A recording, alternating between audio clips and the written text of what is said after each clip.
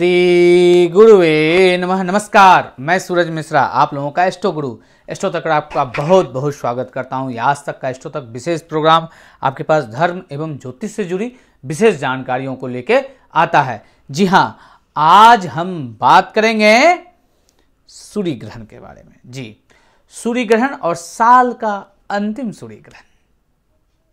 सूर्य ग्रहण ऐसे तो भारत में दृष्टिगोचर नहीं होगा, इसका असर जो यह दृष्टिगोचर होगा वो दक्षिण अमेरिका में और साउथ अफ्रीका में, हिंद महासागर के कुछ भागों में और प्रशांत महासागर के कुछ भागों में, दक्षिणी भागों में यह दृष्टिगोचर होगा। परंतु भारतीय समय, चूंकि ग्रहण तो लग रहा है, सूर्य पर ग्रहण लग रहा है, सो सूर्य एनर्जी का द्योतक है, तो ग्रहण का चाहे हम देखें ना देखें, परंतु ग्रहण का कुछ तो थोड़ा बहुत असर तो दिखेगा। चूंकि एनर्जी अवरुद्ध होगा और एनर्जी के अवरुद्ध होने के काल में पृथ्वी पर उथल पुथल होता है। चूंकि पृथ्वी पर जो भी कुछ है वह एनर्जी का ही एक स्वरूप है, तो एनर्जी का जो पृथ्वी पर डायरेक्ट स्रोता है, देने वाला जो है, दाता है, वो स्रोत है, वो है सूर्य।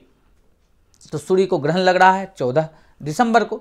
यह 14 दिसंबर की जो रात्रि है, शाम का जो समय होगा 7:02 से लेकर 15 दिसंबर रात्रि के ही में ही 12 बज के कुछ मिनट तक, यानी हम यह कह सकते हैं कि 12:23 के लगभग यह सूर्य ग्रहण रहेगा।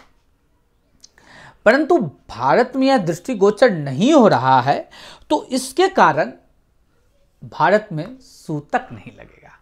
आपको सूर्य ग्रहण जिस समय लगता है उसके कुछ समय पहले तक सूतक लग जाता है, जिससे कि हम अन्य चीज़ें, पूजा पाठ इत्यादि चीज़ें नहीं करते हैं, उनसे दूर रहते हैं, किसी वस्तु को नहीं छूते हैं, तो वो सूतक नहीं लग रहा है।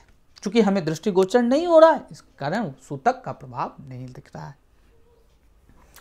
अब प्रश्न उठता है कि सूर्य ग्रहण भारत में तो नहीं लग रहा है, तो क्या सूर्य ग्रहण के दरमियान जो है हमें तो जैसे हम दिनचर्या मेरा चल रहा है वैसे नहीं, हमें ध्यान रखना है कि 14 तारीख को 7 बजे से पहले भोजन कर लेनी है।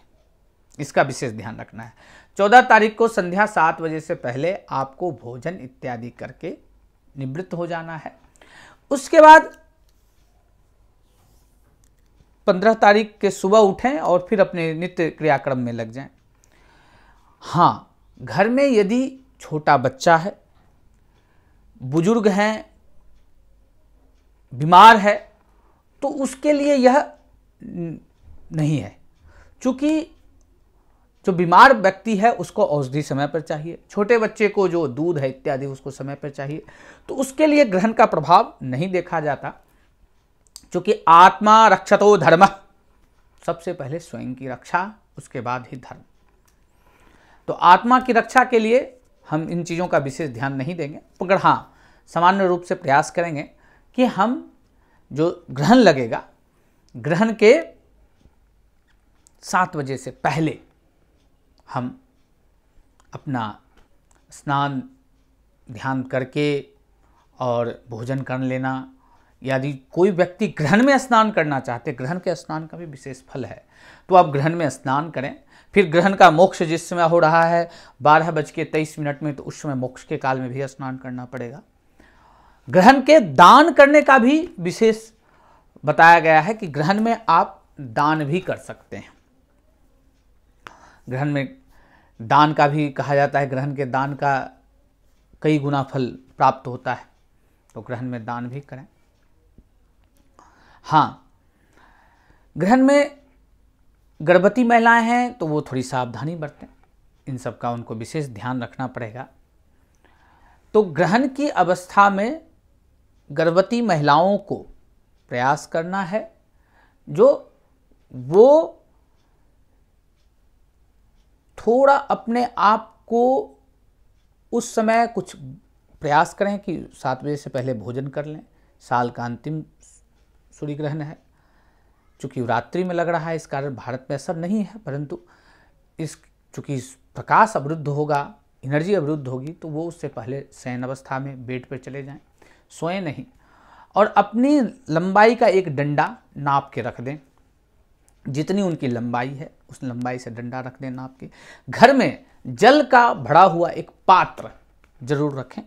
जल में घर का भरा हुआ पात्र रखने से गर्भवती महिलाओं को उत्तम रहता है। नारियल का प्रयोग जरूर करें।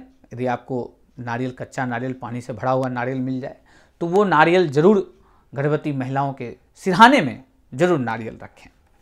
यदि आप करते हैं तो ग्रहण का प्रभाव उस बच्चे पे नहीं होता, वह बच्चा स्वस्थ रहता है। और प्रयास करें कि सोएं तो सीधा सोने का प्रयास करें, जिससे पेट पर कोई दबाव ना बने। तो हमने बताया ग्रहण कब लगेगा, ग्रहण का प्रभाव कहाँ है और ग्रहण के में क्या क्या करना चाहिए और खास करके गर्भवती महिलाओं के लिए क्या करना चाहिए। आप लोगों को बहुत बहुत धन्यवाद, साधुवाद, नमः पार्वती पते, नमस्कार।